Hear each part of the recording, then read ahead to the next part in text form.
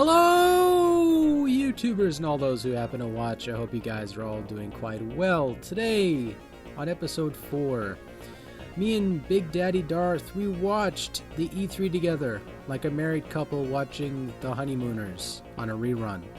So, yes. Oh, Jesus. So, we have a little bit of a lineup here for games that we saw through E3. I mean, there's a couple more, but I, quite frankly, think that they weren't really that mentionable. So, alright. The first game I want to bring up here is Rise. Now, it was practically a hardcore third over-the-shoulder Roman game that involved a lot of quick times. Push my buttons. Exactly. It was like, there were so many buttons, I felt like I was playing DDR or something when I was watching that. I was like, holy shit. I will say the decapitations were cool, and they cut off a lot of body parts, but, it looked gorgeous, and then as soon as all those buttons flicker across the screen, I became uninterested. So far, it just seemed like a game that was sort of controlling itself. Like it took a lot of the action away from the consumer, or the player. I noticed that... Well, everything that they showed just looked like a pre-rendered cutscene at times. Yeah. I mean, very little gameplay. I mean, some of the cool functionality to it, too, is that you actually control your team or your soldiers. You kind of go, shoot arrows here, and they actually do it, which is kind of cool. But again, it just felt kind of like it wasn't on rails, like more than anything else. I mean, it looked gorgeous, don't get me wrong, but again, it was just some of those titles you kind of look at and go, oh, okay. Yeah, that's pretty much. Next. And then they showed Metal Gear Solid Redemption 5, even though it's something else, it's platinum. But, okay, so Metal Gear Solid 5 is in 1983, I believe the date was they mentioned in some interview. But, alright, so generally what we saw with this was horseback riding, a lot like games such as I mentioned the little pun there, Red Dead Redemption. It looked a lot like that, but a lot better. Like it was fluid and it just looked gorgeous. While I'm not a heavy hardcore Metal Gear Solid fan, I will say this will definitely open up the game to a lot of new gamers who probably are very skeptic or probably don't like Metal Gear Solid for what it was before. I think a lot of new fans to the game, a bunch of older fans, I don't know why I said new, will be interested in the game as well because it looks like they brought a lot of new stealth mechanics to this series as well, such as, light playing a big part of it. What is it? They just pretty much showed about a minute and a half of Solid Snake smoking a cigarette. Cancer. It was like, well, the whole thing, like when they were talking about new stealth mechanics, when he was riding on the side of his horse, if you're standing there, how is that a stealth mechanic? They still see the damn pack horse. The horse is running his little ass off too. Fucking. If I was one of the guys standing off in the field, hey, look, a pack horse. Let's go steal that shit. I'd shoot the fucking horse. The hell with that. Say, Peter, stop me now.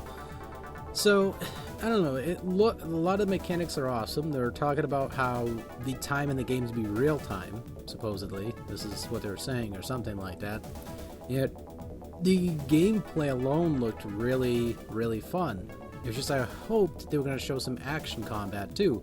I mean, they only showed like one hallway scene where he took down 2 guys with a gun, which that looked okay, but then again, it showed little fragments. I mean, I understand it's a teaser trailer. I absolutely, completely understand that, but they could have shown a little bit more. I mean, I guess you can't have your cake and eat it too in this situation, but I just could have hoped for a little bit more out of the game, at least for a trailer. The only thing I was impressed with is it didn't look like Metal Gear Solid 4. The longest cutscene in history? Exactly. Solid Snake smokes more cigarettes in that game than the Marlboro Man. I was like, boy. They cut the movie down quite a bit. Instead, it's just a Western now.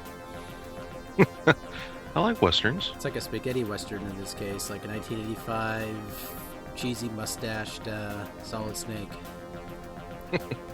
I didn't ask for this.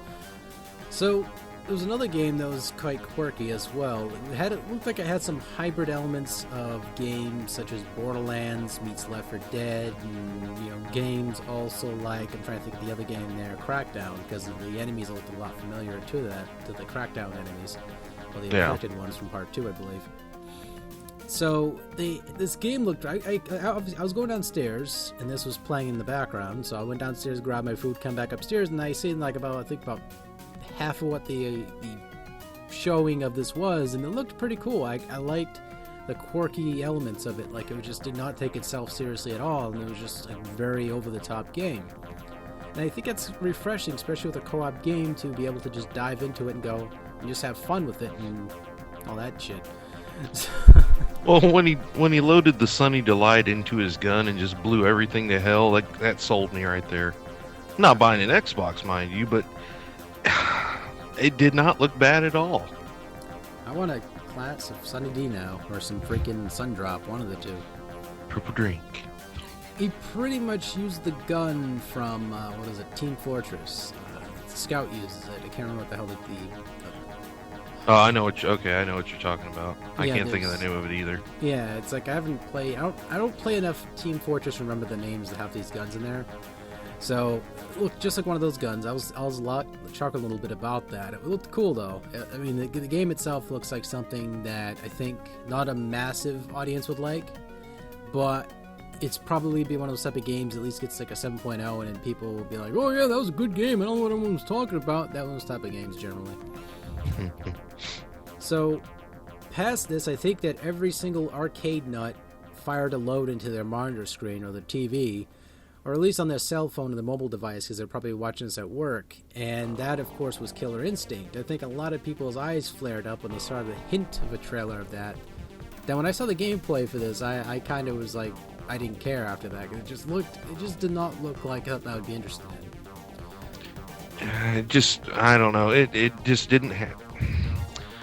There's a certain look to Killer Instinct game, and that kind of looked like Capcom had gotten a hold of it and cel shaded it, and it just looked. Wasn't impressed by it at all. I did think that the whole Twitch TV integration thing that they talked about, it's kind of interesting, but I guess it just depends on if that's what you're going to go in for. Yeah, because I remember correctly, I think Twitch is already integrated into with Call of Duty as it is at the moment? Yeah, I believe it is. There's like some sort of option you can toggle it and it'll sign in and all that stuff. I can't remember. Probably wrong though. But yeah, I mean they had one part with the Killer Instinct that was kind of I'm not gonna be all activist about this because I don't really care past this point. But there's this one part he was going against this chick and he goes fuck, what did he say again? Exactly. Oh, the words that came out of his mouth were as follows. Don't worry, it'll only hurt for a second. Just calm down. And she was bitching because, and she said this chick started bitching because her controller wasn't working, and then they said it was Mad Catz controllers, and I was laughing like crazy because I know so many people who defend the shit out of these controllers. So she's like pounding the hell out of her controller because it looks like it's not even working for her. So she had pretty much had a dud controller, I'm assuming, and it was just hilarious to watch this all unfold. Kind of makes you. I'd be pissed off if I was the president of Mad Catz and they basically just crapped on my controller on stage. Well, they crap on their own controls when they release them, but it just was hilarious to hear this unfold because there's so many people who go, "Oh, Mad Catz are good. You have no idea what you're talking about." It's like every single time I bought a brand new off-the-shelf Mad Catz controller, that fucker never worked. I don't care who defends what. That shit didn't work. It was like I play with it for a couple days, okay, it's a decent controller, poops out on me, and I don't even barely use it. I don't use it like I'm raging. I play it like a normal person would play it with a controller. But the way she was handling the goddamn thing, it looked like she was trying to strangle somebody. She was like trying to get this thing to work with her. She was like, son of a bitch. Like I've said before, Mad Catz, the only good thing they've ever made was a PS2 memory card. That was about it. Pelican did do a good memory card, I'll give him that. So, what? That was a good company. Well, hybrid company of sorts, because they are technically a part of Mad Catz and all that. So they introduced the next installment into the TV to game franchise, and this is nothing to do with what Trillian did. I think it was Trillian? Yeah, it was Trillian did with Defiance, and this is Quantum Break. Now, the graphics on this really looked good. They had this integration of live actors with CGI, which it was interesting how they did this. And I'm assuming, or I'm guessing, they're going to integrate episodes or content from episodes into the game and mix and splice it together. But my main problem is, how the fuck are they going to keep doing that while they're playing the game or having the game go? My question is it all going to be all they really showed was a trailer. They didn't show any gameplay whatsoever for the game. I mean, the graphics were pretty, stop motion, the whole premise of it kind of looked interesting, but where was the gameplay for it? I got to see him pull a chick out of an explosion, and that was about it. Yeah, then they had the guy who was announcing this shit change his shirt like 3 or 4 times. Then he comes back and goes, well, we already told you how the Xbox experience is going to change your life forever. And I'm just like looking at the screen like Bruce Willis going, are you fucking kidding me? You didn't say shit. He just showed us 3 cutscenes and that was it. That was generally the... So, Quantum Break, this is confusing me because what is this going to be integrated into the show? So how are we going to be able to play this game then? Is it going to be we're only allowed so much content daily or what? I mean, they just did not explain the game too well. It's an interesting concept on paper, but I don't know. I mean, hopefully it does better than what Defiance did. And apparently Defiance is not doing too well at all. It's probably going to go down into a free-to-play for all we fucking know. So, next game they brought up here is D4. Now, my brain was rattling like a goddamn rattlesnake's tail, and I was like, okay, what the fuck is... They said D4. Now, I'm thinking to myself, what the hell happened to D3? I mean, is Diablo 3 is an initial, yeah, but that's not what we're talking about. D4, which is related to D2, those games of the Saturn, PlayStation, was it PlayStation 1? No, it wasn't. Was it? No. Saturn. PlayStation 1 had a copy of D come over to it, didn't it? Well, I know it was on the PC and the Saturn. Yeah, it was Saturn and Dreamcast? Yeah, Dreamcast. So, I don't know. D4, I'm still baffled of where the hell 3 is, because I would like to play it. Well, the way that guy was slapping the crap out of women on that plane, maybe they just glossed over D3. Maybe that was a dark time for him. It was. I mean, probably D3, it was a reverse role. He was a sadist in the situation. He was getting his shit smacked around. He decided to flip it upside down. He turned into Max Payne. He shaved his head bald and just went after all those chicks. He's like, that's it. You want to slap me around? I'll show you. But I don't know. I'm looking forward to at least one of those games so far, and at least looking at game Sunset Overdrive. And I mean, I'm not going to be buying an Xbox One, but at least I want to see how it turns out of that so far. For all that list so far, how many of the games are you looking forward to? Sunset Overdrive, I thought Insomniac really, it looked decent. It was an over-the-top, don't take it serious shooter. So, Killer Instinct was kind of like, meh. They've hyped it, talked about it, and lost the license, got the license back, and now it's like, I don't really care. Yeah, it's I don't know, man. I don't hate the Killer Instinct series at all. It's just I don't know. It just did not wow me when I was looking at the gameplay. I mean, you had that freaking guy with the sword there and saber blade tooth penis for all I know, and it just did not look that compelling to me. I mean, some people, you freaking crazy? That looks amazing. Watch, that's exactly what someone's gonna say as a reply. So. And you already know Metal Gear Solid 5 is not going to be, it's going to be multi-plat, so... Yeah, it's like I'm not looking forward to it on that specific console. Like, yeah, just as you said, it's going to be on multiple platforms, so, man, if I see anything that actually intrigues me about PS4, then obviously I'll get Metal Gear Solid 5 for the PS4. So far, the next project game here, which they're actually calling it Project Spark, is it's a 3D version of having a brain fart here. Little Big Planet, and what they're trying to do with this game. What they're trying to do with this game is generally make it a three-dimensional platforming, even though Sackboy and Little Big Planet, that's all platforming. They're trying to make this like a kind of like a Rayman 2 style to the genre, the style, where it's just this complete sandbox game where it looks like they just took the entire challenge out of the game and just allowed you to do whatever the fuck you want, literally. Well, it's because you're God in the game. If you watched all of it, I mean, he was creating traps for everybody. He was destroying the bad guys coming at him. The rock mech, that was weird, but it was just, I don't know.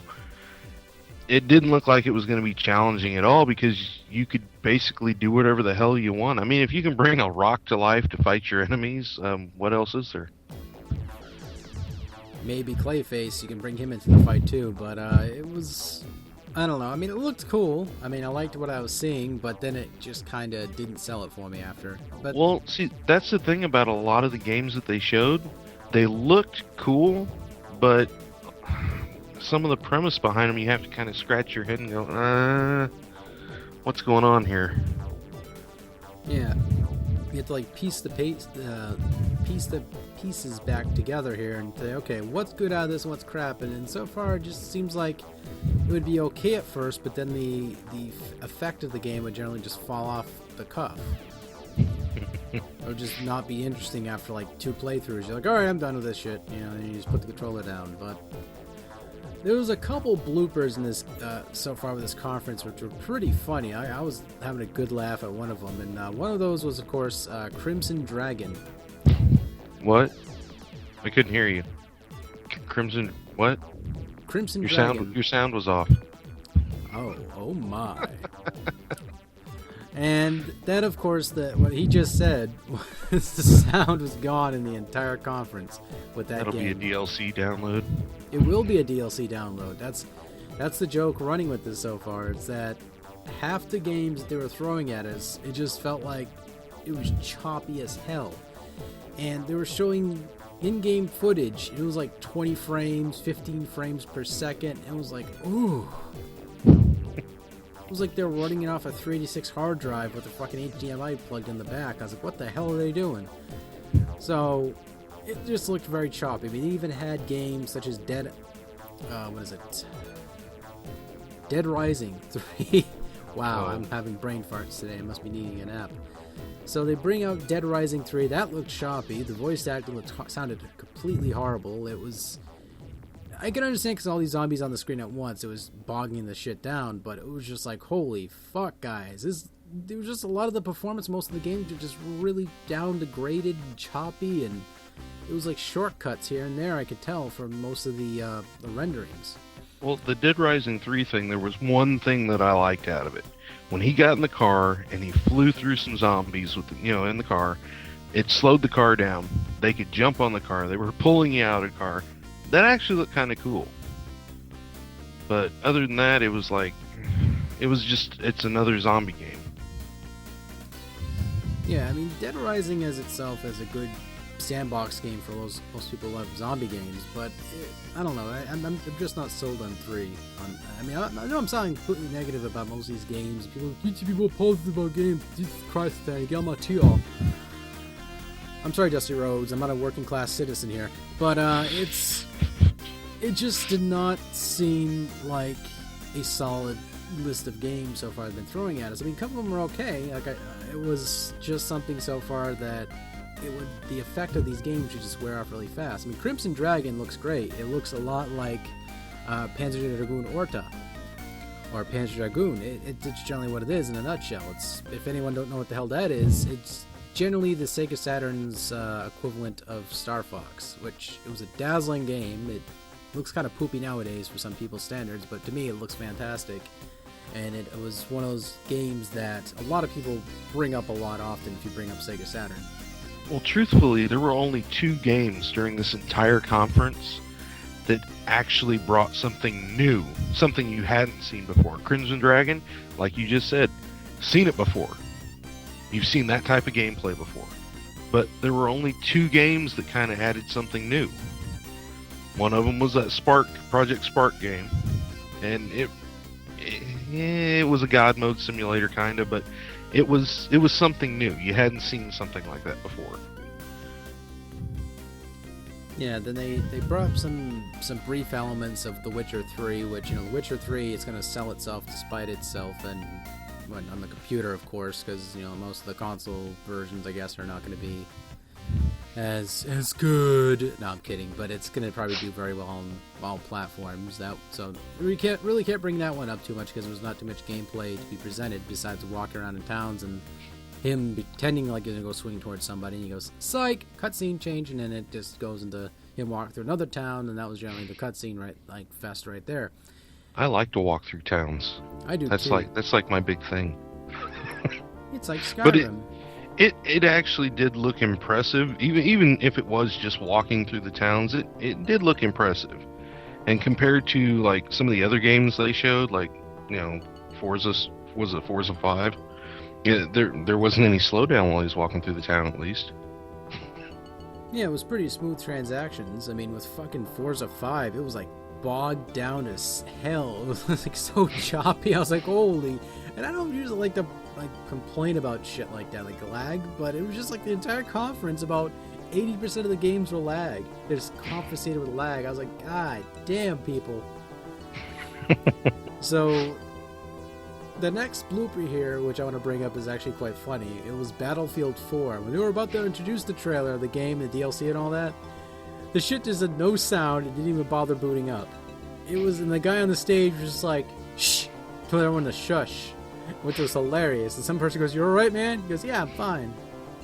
And he looked pissed and amused at the same time. Like, he went in the backstage, yelled at somebody, probably said, "You're fired, motherfucker," and he just walked back on the stage, like, cool and collective, like Eddie Murphy on acid. And he said, "You guys suck my dick."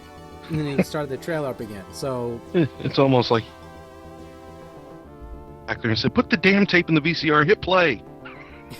Because when he came back out, before he went back, he kind of looked at the other guy that was on stage and, "Should we keep going?" "Okay," and then he ran backstage real quick. It was like he didn't know what the hell to do. That was one of the best fails I've seen in a long time. Yeah, we were watching this on Twitch TV, and it was like, you see a chat room just ecstatical laughter. It was like so... If it was a comic routine or some sort of comical stage or some tour or something like that, it would have probably sold millions of dollars worth of tickets right there alone, because that was like it was funnier than Ron Williams at that point, I think, in most of his stand-up. And Ron Williams is a funny man on stage, but that just stole the show. Like, they took the cake, they ate it, and they proved it was not a lie in that situation. But yeah, the gameplay for Battlefield 4, which it actually did work, did look pretty good. The scene on the the battleship that was breaking in half and all that looked pretty cool. The angry sea. That sea was pissed, man. That was an angry sea. That'd be the most pissed off sea I ever saw in my life. I'm just worried about what DICE is going to do. The game is supposed to be coming out on the PS3 and the 360, and from experience that I've had problems with Battlefield 3 on the PS3, a lot of problems, and still having them. So if they're going to do it for the next gen systems, I hope they still do it right for the current gen systems that they have out. The gameplay did look pretty good, though. This is the thing they should have done instead, was actually show a simulation of the multiplayer, because that's what a lot of the gamers for Battlefield 4 are really looking forward to. Because, part 3, everyone kind of ignored the single player. I mean, a couple tried it, said it sucked, everyone else took note and just ignored that completely, probably played the co-op mode and just walked off and with their guns and multiplayer, and they touched the nipples confuciously. And I don't know. I mean, the single player did look good, though. It did look very immersive. The sound effects were fantastic because it just sounded like, shit falling from the ceiling and all that. It looked cool, though. But it probably would be one of those syndromes where probably the shortest single player you saw in your life, just to train you for the game for multiplayer. They didn't have a dog, though. It kind of made me sad. They should have included the corgi. That would have probably sold millions of dollars worth of tickets. So, yeah, they did look good, but then they had the sex game that they put last, which it made it made Big Daddy Darth have an orgasm slightly. He was halfway there. He was almost close to that climax, and he kind of slowed down a little bit. He didn't want to finish off quite so soon because he was waiting for anything else. He was like, wait, stop touching it, calm down. That game looked freaking awesome. I mean, it looked good. It was like, I'll let you talk. I don't think I can put it into words. Well, pretty much he was ready to put on his I almost was ready to buy an Xbox One. Yeah, he's about ready to put his gimp suit on and be the submissive one in the group here for that, but it was Titanfall. This game was a mech meets a FPS shooter. Now, before everyone goes, oh goddamn it, not an FPS shooter, it was a little bit different than usual. It had mixed elements like from Mech Assault, if everyone loved that game from the Xbox original. And they also had elements like Call of Duty meets Battlefield slightly, and it was just very immersive. You had these parts where you could run across walls to get across different areas, which my brain was fucking exploding during that part. I was just like, what is this, Prince of Persia 2.10? Like, goddamn. So, it looked really frantic, and I liked that style of gameplay. They were playing in objective mode, which it kind of handled like, actually, to not say Call of Duty more on the lines of Brink, but looked like something that Brink could have done right if they actually made Brink correct. And it was sort of like that, and they made the mech combat look very fun too. Like everything was just all over the fucking place. You're like, hell yeah. Oh, when they did the mech on mech violence, when he just walked up and just like put his fist through the mech, pulled the guy out, and just tossed him off to the side. It's like, oh, that's cool. But, sorry. He needs to wipe his leg down a little bit. He can drip some on the leg there. So the closing fragment of what they said how much this game console was going to be was quite hysterical. However, they did not mention how much the games were going to be, which I thought that was quite interesting. They never brought that up. So... Oh, you know what we forgot to mention? What? You should really talk about that. What was it? Oh, Forza 5, the AI, the cloud-based AI. The Dravatar. Dravatar. Yeah, so practically if you have a certain gameplay style that you do, and if you have an internet connection that's on constantly, as this is hinted, they practically record how you play, and you don't need to be playing this game, mind you. You can just have it do whatever the fuck it wants, and it pretty much plays the game for you. So if you have a certain play style, it will copy that completely, like a DVR that cites all your movements, the controller and all that stuff, and it replays it, and your character builds up its stats, I think, globally or whatever else. And I was not really paying attention to the Forza game though, but as you brought up, it's an interesting cloud service, but at the same time, I wouldn't give two flying fucks about it because I'd rather play the fucking game in the first place. I don't want no computer to do it for me if I could do it myself. Though I look back at Ruse and go, huh. And I believe all the AI for the other drivers was controlled by the cloud-based server too. Yeah, so it's player versus player. Basically, your disc just holds the graphics and the code for it, and everything's going to be running off the cloud server. Yeah, that can pose a big problem for most people who have really mediocre internet connections. Yeah. So, it's like, I don't think this generation's going to be really catered too much towards, people who have limited funding or don't really have locations that they live at that can be able to hospitalize the fact that this console's need a lot of life support. It's going to need a lot of breathing apparatuses. It's going to need a lot of blood in the system. It's going to need a lot of shit. It's going to be like the Frankenstein of consoles. It needs all this shit pumped into it. It needs a lightning bolt striking its asshole every 3 seconds. So it's just going to need a lot of things going for it. Prep the brown eye. Sorry. Prep the spinctum. Yes, I can come up with clever names too, Microsoft. So, closing out. Overall, so far, my impressions of the Xbox One was it was laggy. Most of the games are something we've probably already seen already. Titanfall made me orgasm, but at the end of the day, about 2 games probably interest me, then kind of said, okay, I'm still not buying this fucking console. And not for $4.99. $500 fucking dollars. Now, yes, the PlayStation 3 came out at $600, but that's half $1,000. It's like, fuck that shit. It's like, if I want to pay $500, I'll buy myself a new computer, a brand new computer. And some people going, oh, you can't make a good gaming computer for $500. You obviously do not know how to hunt for a good computer rig. You can make a rig with semi-old parts and still be able to run most of the modern stuff today. Granted, I can't play with 50 Shades of Grey shading on my fucking character, but I can still be able to freaking play with it and play on myself. So, again, it's not the fact that I hate the console, it's the fact I despise most of what they're trying to do with it. It does not seem like something that's practical and like fracture-wise secure for most consumers, because most consumers want to feel like they're actually playing their fucking game, not the game's playing them. It's, I don't know, they're trying to push the Kinect down people's throats when they saw full fucking well that the damn thing didn't even pass the front gate. So people said, oh, this is cool, and that was it. They walked away. They didn't use the damn thing ever again. It just sits on top of their shelves.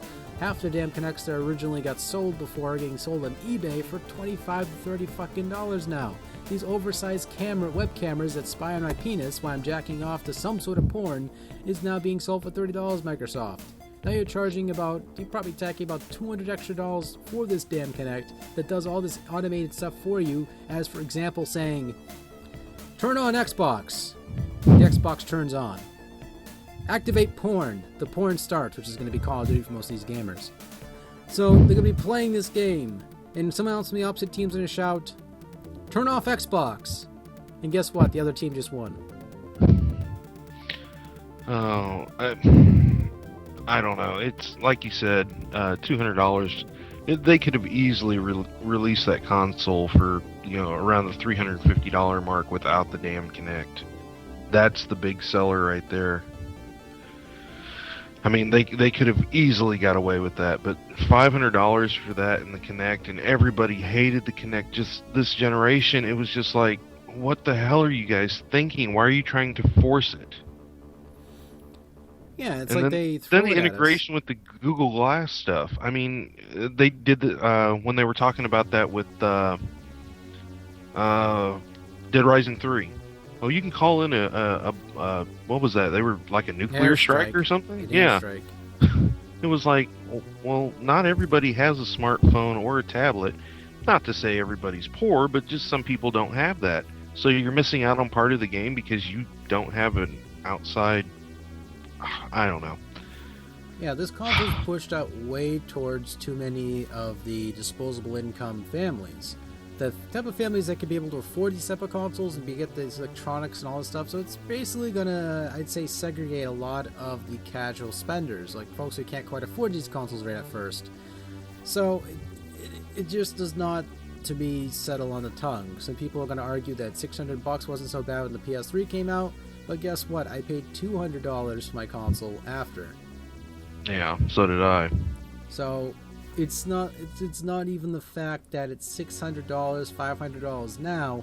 Think around Christmas time when it's going to be $1,000 when these eBay flippers are going to easily grab this console, hoard them out, save them, and resell them to you poor bastards who actually want the console around Christmas time to feed your kids these games so they can play it online with their buddies. And then you have to pay the additional $45 to $60 for the Xbox Live membership.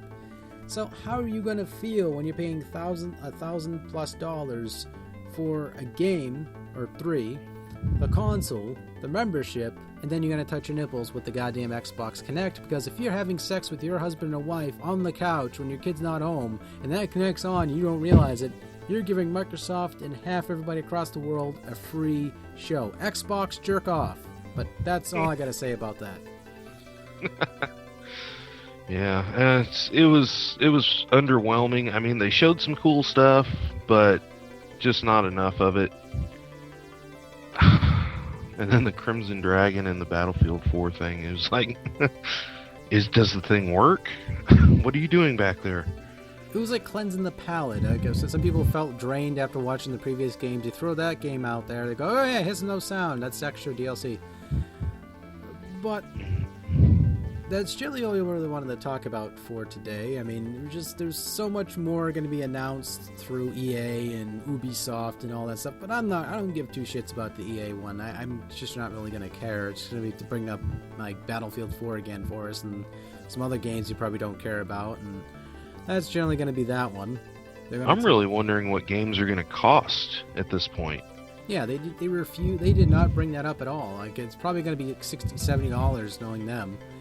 So, I'm kind of paranoid for that fact, too, because if we get to pay $70 to be able to install a game twice, this is all rumor. I'm not saying this is the final of what Microsoft's going to do with the product. You know, this is what I'm hearing generally, and this is what a lot of the PR is saying back to the customers and what press and journalists are saying. So I'm not wrong nor am I right about that. It's just, that's what I'm hearing, that the 2 download minimum with each disc. So I don't know. I mean, paying $70 to technically rent a game on my own system is kind of silly, and you can't really sell the game at all because it's kind of like you give it to someone other person. That's it. That poor bastard owns it forever. Oh yeah, you forgot to talk about the new redesign for the 360 that they unveiled. I don't want to bring up a graveyard right now because it just seems like they're designing a bunch of tombstones for themselves.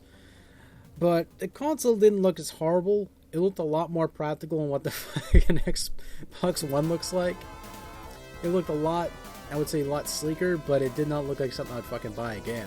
I mean, I already have the original Xbox 360, and I don't see myself buying an Xbox Slim or this fourth integration of the Xbox, or third, fourth, fifth, I don't know. They threw numbers out the window. They threw the numerals out the window ever since they introduced this as Xbox One.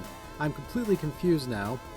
I'm looking over my shoulder, looking at my original Xbox, thinking that's the Xbox Zero for all I goddamn know. -1. The -1. I mean, and the irony is, I actually have a VCR on top of that poor thing. So it's really confusing me. I'm lost. I have one next to mine. It's like a marriage made in heaven right there. I got a VCR and a DVD player all put into one over there. So, that's all I really wanted to talk about.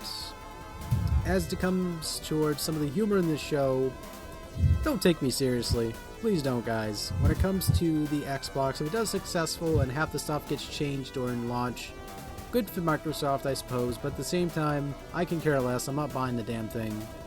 $500? Hell no. And especially on top of the price of the game and the membership for Gold, it just does not add as a good calculus. On the positive side, if you still own an Xbox 360 and a PS3, you can still play those for a while longer. They can still be releasing games for those. Such as Battlefield 4, which is probably going to look a little bit more, watered down. But hey, if it works, it plays good, I don't give two shits, as long as it plays good. Anything else you want to add towards the end of this? Or?